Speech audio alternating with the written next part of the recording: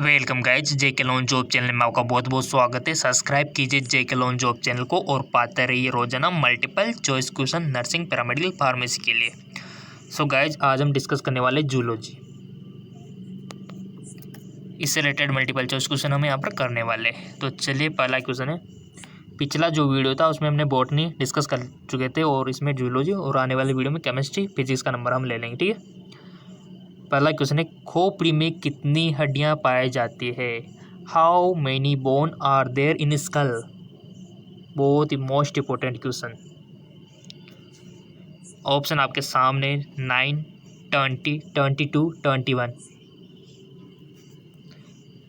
सो आपको one option select कर लेना है। जो भी आपके माइंड में चल रहा है, जो भी आप सोच रहे हो कि ये सही हो सकता है, तो टिक लगा दो पहले तो अपने माइंड में, अपने मन में। ठीक है, लगा दिया होगा।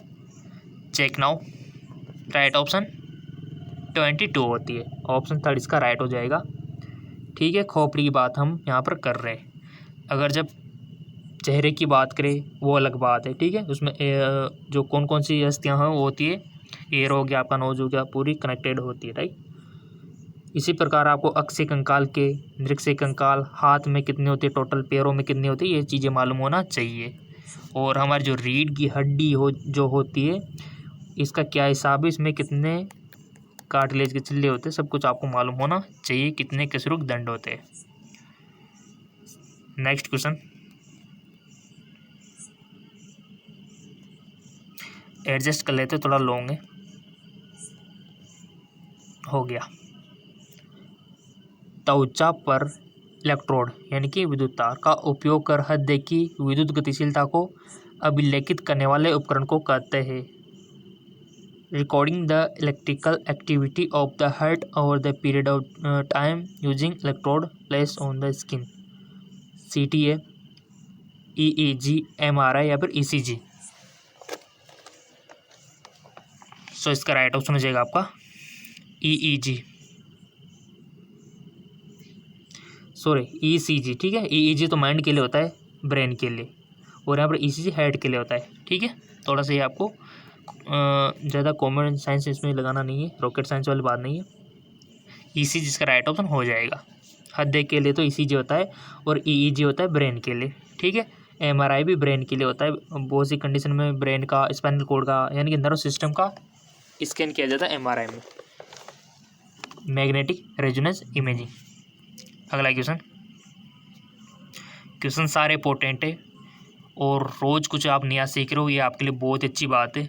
हमारे चैनल पर रोज़ नए आपको क्वेश्चन मिल रहे हैं, तभी तो हम बोलते हैं कि शेयर जरूर किया करो ताकि दूसरों का भला हो सके। कशेरुकी की रक्त में सबसे प्रचुर मात्रा में पाए जाने वाली कशेरुकाएँ। The most abundant cell in vertebra blood. RBC, WBC, platelets, neutrophil. पहले आपको बताना इसका राइट ऑप्शन क्या हो सकता है आपके ख्याल से, बिकॉज इससे आपके माइंड की जो एक्सरसाइज है बहुत अच्छी होगी। और इंसान तो जैसा बनना चाहता है वैसा बन सकता है। आप अपनी बॉडी को जैसा बनाओ वैसी बन जाएगी। ठीक है ना, ये आपके ऊपर डिपेंड करता है। नेक्स्ट क्वेश्चन इज, इसका राइट ऑप्शन हो जाएगा RBC। ठीक है, लाल रक्त कणिकाएं। अगला क्वेश्चन सारे इंपॉर्टेंट है गाइज आपके लिए, जिंदगी भर काम आएंगे आपको ये क्वेश्चन। मानक में किस प्रकार की उपस्थिति पाई जाती है? Which type of cartilage in found in knows? मानक यहाँ पर समझ में नहीं आता है, तो नाक है इसका मतलब। ठीक है, नोज। हाइलिन उपस्थिति या फिर रेवेदर यानी कि fibrous cartilage, none of this elastic cartilage.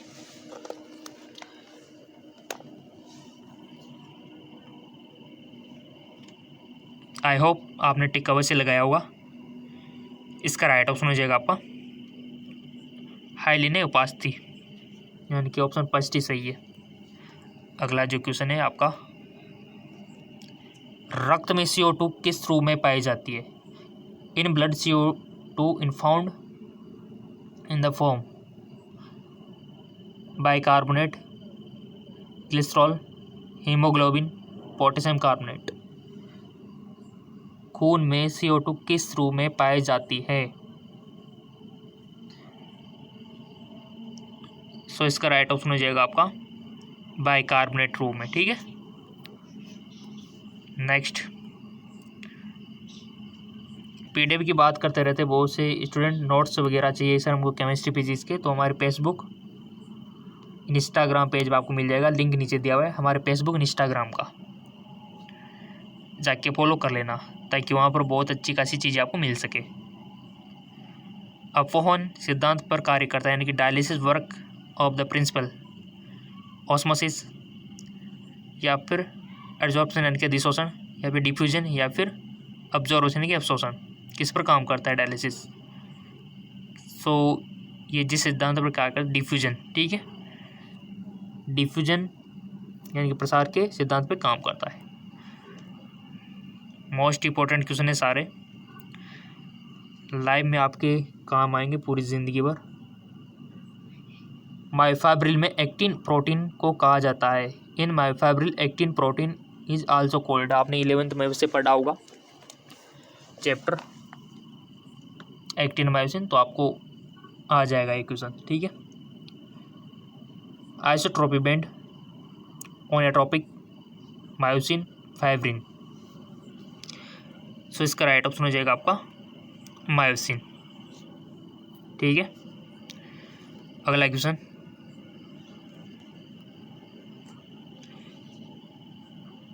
इनमें से कौन मस्तिष्क में विचारधारक हिस्सा है? पश्च कपालपाली, मध्य मस्तिष्क, अग्र मस्तिष्क, पूर्व मस्तिष्क, which of the thinking part of the brain? Right option is अग्र मस्तिष्क, जिसको आप फोर ब्रेन भी बोल सकते हो। और अधिक एमसीक्यू चाहिए, जैसा कि आपको पता है कि हमारा जो जीके एमसीक्यू एम के चैनल है वहाँ पर आपको मिल जाएगा। अगला क्वेश्चन बहुत इंपॉर्टेंट है, जीके एमसीक्यू एम के चैनल, इसका लिंक नीचे दिया हुआ डिस्क्रिप्शन में, इस पर भी आपको मल्टीपल चॉइस क्वेश्चन मिलते हैं। Which of the largest part of the brain, यानी कि इनमें से कौन सा मस्तिष्क का सबसे बड़ा हिस्सा है? अग्र मस्तिष्क, सेरेब्रम, हाइपोथैलेमस, इनमें से कोई नहीं, या फिर थैलेमस। बहुत अच्छा क्वेश्चन है, आई होप आपने भी टिक लगा दिया होगा। अग्र मस्तिष्क यानी कि सेरेब्रम। नेक्स्ट, युग्मक गठन के समय एक या एक से अधिक गुणसूत्रों की हानि या लाभ होना कहलाता है। Loss of gain of one और more chromosome at the time of gamete formation, Klinefelter syndrome, polyploidy, इनमें से कोई नहीं, या फिर ओनियोलोडी। पहले आपको बताना है ताकि आपको भी थोड़ा सा टिक लगाना जाए, और ये टिक लगाने आपकी लाइफ बदल सकता है। जिसको सही टिक लगाना आ गया उसका फ्यूचर ब्राइट है, उसका भविष्य उज्ज्वल है। इसका राइट ऑप्शन हो जाएगा आपका ओनियोलोडी, यानी कि ऑप्शन 4। अगला क्वेश्चन, कौन सा नियम कहता है जनसंख्या में एलील एवं जीनोटाइप आवृत्तियां अन्य विकासवादी प्रभाव की अनुपस्थिति में पीढ़ी से पीढ़ी तक स्थिर रहेगा? Which law state the allele and genotype frequency in population will remain constant from generation to generation in absence of other evolutionary influence? Hardy Weinberg सिद्धांत, चार्ल्स डार्विन के प्राकृतिक चयन का सिद्धांत, प्रभुत्व सिद्धांत, इनमें से कोई नहीं, तो इसका राइट ऑप्शन हो जाएगा आपका हार्डी वेनबर्ग सिद्धांत। किसी भी क्वेश्चन में कोई दिक्कत हो तो सीधा कमेंट कर देना, आपका अपना चैनल है। अगला क्वेश्चन, कभी कभी हार्मोन कोशिकाओं द्वारा उत्पादित रसायनों को शामिल करने के लिए प्रयोग किया जाना है जो एक ही कोशिका या उसी के समान कोशिकाओं को प्रभावित करता है, इस शब्द को कहते हैं? The term hormone is sometime extend to include chemical produce by the cell affect the same cell, यानी कि IBC signal, autocrine signal, electrical signal, paracrine signal. बताओ इसका राइट ऑप्शन क्या होगा? सो इसका राइट ऑप्शन हो जाएगा आपका ऑटोक्राइन सिग्नल। अगला क्वेश्चन,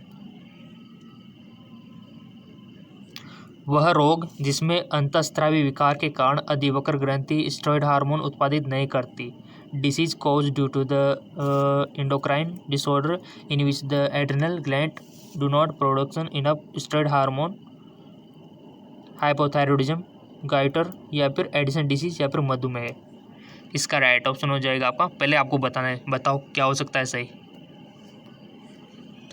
वेरी गुड, आपने जो भी लगाया टिक बहुत अच्छा लगाया, तो सही जिन्होंने लगाया, ठीक। गलती से, बट गलती से भी आप कुछ सीख जाओगे, इन फ्यूचर आप गलती नहीं करोगे, ठीक है। सो इसका राइट ऑप्शन हो जाएगा एडिसन रोग, ठीक है, एडिसन रोग होता है।